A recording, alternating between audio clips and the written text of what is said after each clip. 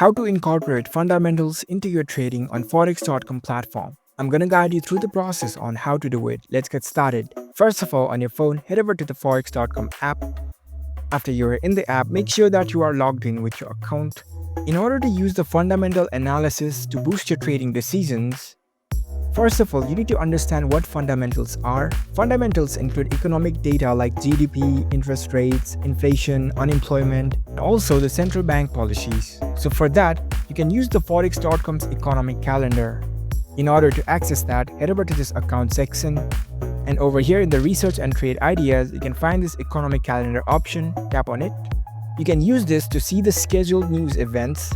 You can filter by country, impact level, and the currency pair to prepare for the market moving releases. Another way is you can also read daily market analysis.